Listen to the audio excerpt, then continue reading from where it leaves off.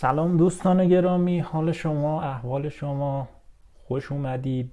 و من حالا موضوع از چه قراره که کامپیوتر اسمبل کنم، تک تک قطعاتش رو سفارش دادم و میخواستم خودم اسمبل کنم و یه تعدادی از قطعات رسیده، میخوام بریم آنباکسش کنیم و یه ذره هم توضیحات بدم و اینا. احتمالاً کلیپ خوبی بشه. خب با چی شروع میکنیم؟ با کارت گرافیک. اینوری با کارت گرافیک 3060 حالا گالاکس، برند چی بود این مارتکس، برند مارتکس شاید، نمیدونم. و این اتفاق افتاده، حالا میارم رو میز آنباکسش میکنم که این پوزش میخوام، به خاطر اینکه این وریه دوربین این وریه، من هی نگاه میکنم تصویرم رو ببینم. صفحه نمایش اینجاست، دوربین اینجاست و میخوایم ببینیم که کارت گرافیک 3060 چه شکلیه و چه شکلیه که من خیلی امیدوار بودم که این کارت گرافیک سفارش میدم اوسی باشه و فروشنده چون قیمت مناسبی داده بود، من اصلا یعنی توضیحات کافی نداده بود که اوسی هست یا نه، یعنی اوورکلاک میشه یا نه. و اونایی که اوورکلاک میشن 2% پرفورمنس بهتری میدن، ولی خب بریم بررسی کنیم. من روی جوابش چیزی ندیدم، احتمالا ساده باشه. ولی قیمت خوبش گرفتم، حدود میخوایی بدونی چند قیمت گذاشتم؟ کامنت بده، کامنت. GTX 360 RTX 360 کمپانی انویدیا و همونطور که میبینید این بسته خالیه. فقط میخوایم رو جعبهش رو ببینیم، چون من قبلا آنباکس داشتم میکردم که برقا رفت. اگر این لیبل روی کارتون رو دارید میبینید و مشخصاتش رو نوشته RTX 360 12 گیگ GDDR6 و 192 بیت. خب این کارت گرافیک حدود 3600 تا هسته پردازشی داره، دقیقا 3582 تا که اینجا نوشته. مثلا نوشته که تو جنری تریسینگ کور، که هیچ ایده ای ندارم این کورها واسه چیه. سر جنریشن تریسینگ کور PCIe 4 که مال اون سوکتشه که نسل 4 و کلا سری سی ها 3060 3070 3080 PCIe 4 اومدن، نسل 4 اومدن که سریعتر سرعت انتقال دادش و این قضیه رو خیلی بهتر میکنه. و تکنولوژی DLS که به حالت نرم افزاری یه سری بگا رو رفع میکنه، G-Syncing، GeForce Experience، GPU Boost و OpenGL 5600. حالا همونا رو نوشته، همون امکانات. و متال تاپ نوشته که محصول کمپانی مرتکس و مرتکس واتر بلاک های خوبی میده. اگه این علامت رو دیده باشید، خیلی از کسایی که کاستم واتر کولینگ کار میکنن از این نشان رو کمتر کسی میشه که ندیده باشه. کلا واتر کولینگاش معروفن، یه سری واتر بلاکاش نمیدونم. کلا کاستم واتر کولینگ ها بحث ما نیست. به جعبه‌ای که داخلش بود و این دوتا کارت چینی بینی بلغور کرده، اصلا هیچی هم سرم نمیشه. اگه اینا میخواستید ببینید نحوه جا زدن رو کیس و نمیدونم جور موارده که بی خیال واقعا کارش نداریم. و جان یه در حقیقت فوم مات، واقعا این فوم خودش خیلی جذابه.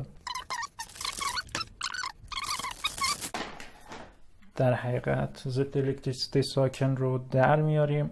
همطور که میبینید به به به به، عجب کارت گرافیکی. و ظاهرا این که تمام فناش توی جهت من تو ایسوس دیدم که این فن وسطی برعکس میچرخید و هوا رو میکشید داخل و این دو تا فن هوا رو میدادن بیرون که گردش هوا رو بهتر میکرد. باز این خود فن رو ببینید، این خود پایپ ها و این میزای خنک کننده، منظور چی بهش میگن، رادیاتورش رو ببینید واقعا خفنه و انقدر زیاد خود برد اینجا تموم میشه ولی انقدر اضافه قشنگ کولینگ داره. این یه دونه HP میخوره، این دوتا رو اصلا هیچ ایده ای ندارم ولی احتمالاً چی بهش میگن کنترلری چیزی RGB یه همچین چیزایی باید بخوره. و برگردیم به پشت جعبه و پشت کارت گرافیک و واقعا جذابه. من واقعا فکر نمی کردم که این شکلی باشه. ما برمیگردیم این رو RTX 360 PCIe 12 گیگ با 192 بیت.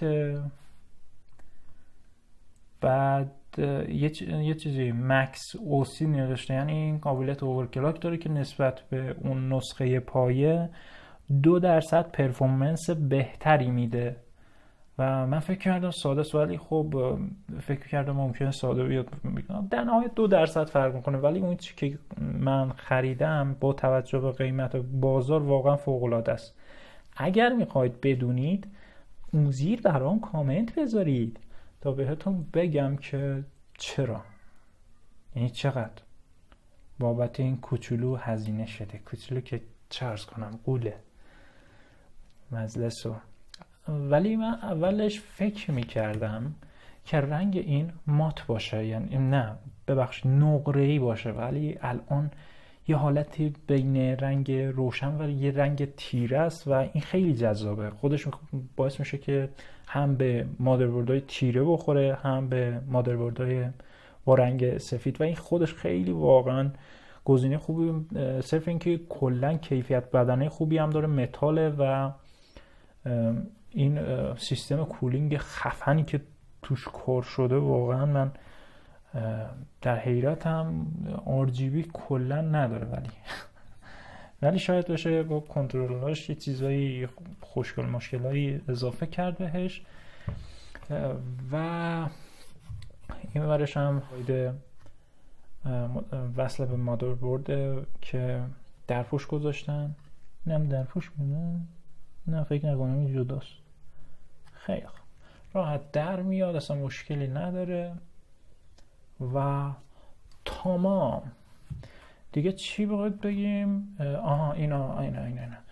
اینا هم اگر مشاهده میفرمایید یه دونه دیسپلی پورت، یه دونه دیسپلی پورت و یک دونه دیسپلی پورت و یک دونه HDMI داره که جمعاً 3 تا دیسپلی پورت و HDMI که از رزولوشن 1080 پشتیبانی میکنه و دیسپلی پورت فکر کنم تا 4K ساپورت میکنه.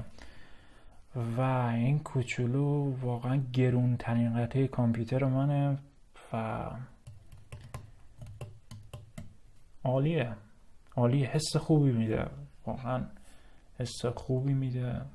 اصلا فکر نمی کردم که انقدر کیفیت خوب نسبت به چیز داشته باشه، چون الان بری بازار هم رده هم قیمت های این رو بخوای پیدا کنی در کمترین حالتی که بخواد طرف برات بیاره حدود 26 میلیون تومان میشه، ولی من کمتر شده. اگر میخواید بدون وای ولمون کن، هی میخواد بگه که من خیلی کمتر از بازار گرفتم، مگه همه کمتر از بازار نمیتونن؟ مثلا گرگ بازاری؟ ولمون کن. چی بگم از خوشگلیش. مرسی، ممنون و فکر نکنم چیزی دیگه مونده باشه. 12 گیگ و DDR6 یه ارزم به حضور خیلی خوب خواهنه. مرسی.